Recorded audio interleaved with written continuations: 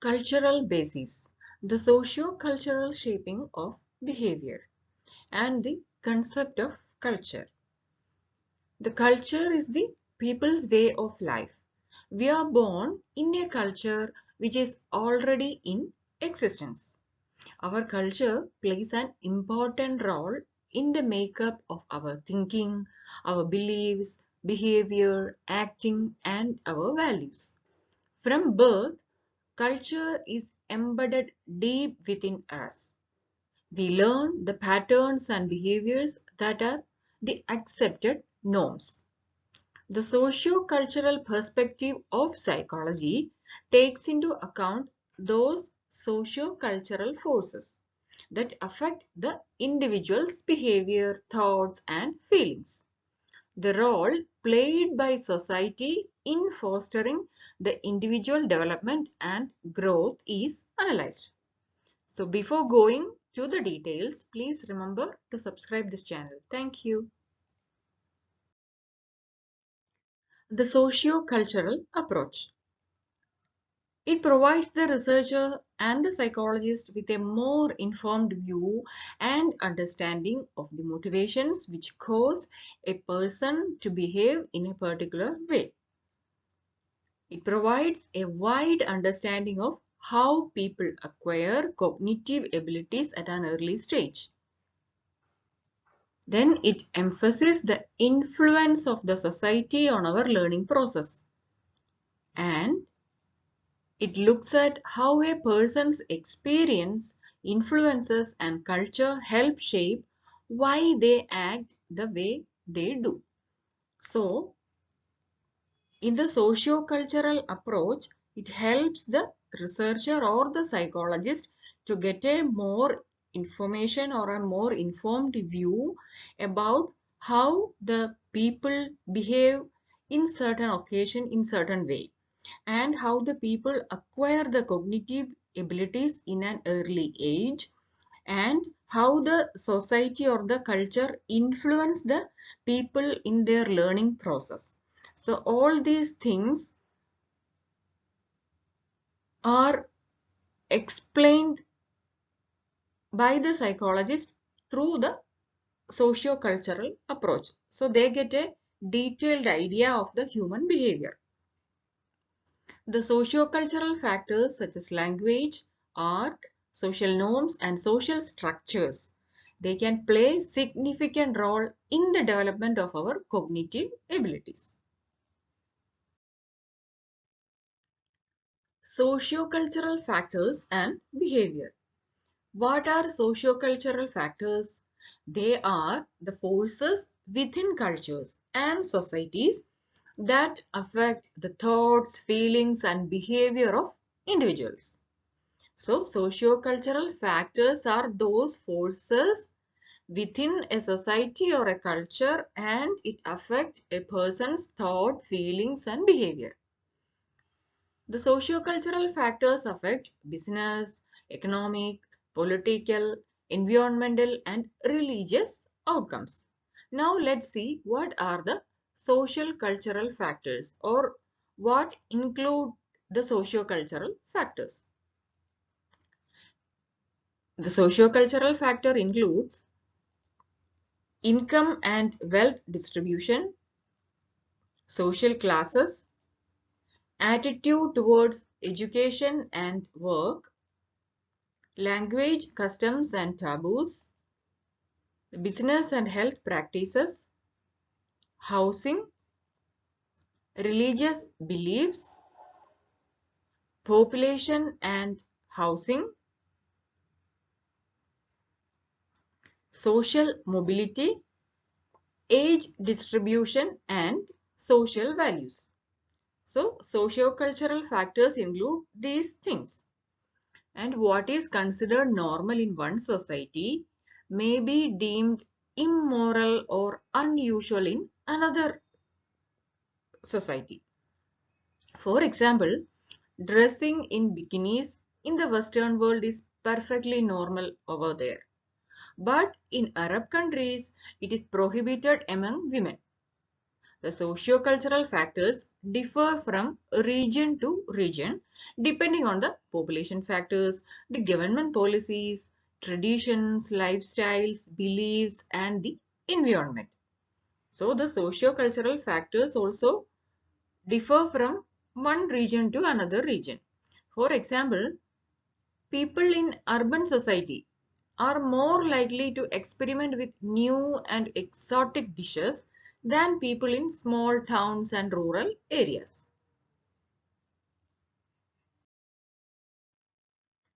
Culture. Culture, it includes the ideas, customs, and social behavior of a particular people or society. An example of a culture is Afro-Caribbean culture, then Asian culture, etc.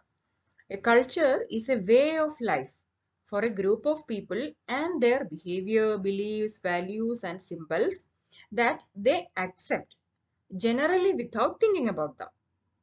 They are also passed along by communication and imitation from one generation to the next.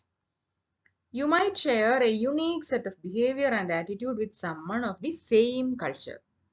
It involves things like food, shelter, religion, education, the creative expression, language, relationship to family and others, etc. Some people say that it is like a blueprint for things like how a person should act to fit in with a group. It ties everyone together in that culture and separate them from the other groups. Now we will see the elements of culture. The culture constitutes of norms, languages, artifacts, symbols, and values. So all these things contribute to the elements of culture. The combination of the cultural elements produce a unique way of living in the society. Now let's see the important attributes of an individual's culture. First one, it is created by people, evolving due to human activities. Then the impact of cultural influence is both tangible and intangible. Then the cultural environment, it evolves and it often evolves over lengthy period. That is, the evolution takes much time. So these are the three attributes or the quality of or the features of culture. Then the three aspects of a given culture. The culture is a pattern of behavior. The pattern of behavior you will see in South Asian culture is different from other culture. The culture is learned. The second aspect is the culture is learned. For example, a South Asian child, if she grows in a European country among Europeans, what will happen? She definitely will learn European culture, not the South Asian culture. So it influences the child's behavior and it clearly shows that the culture is learned. Then third is the culture is transmitted from one generation to the next. That is why a lot of similarities is seen in behavior of the people in two different generations. So the culture is transmitted from one generation to another generation. That is why lot of similarities in behavior are found between the people of two different generations. So first we saw the definition of the culture, then the elements, the attributes, and the aspects of the culture. The characteristics of culture. Culture is learnable. It doesn't matter how old a person is.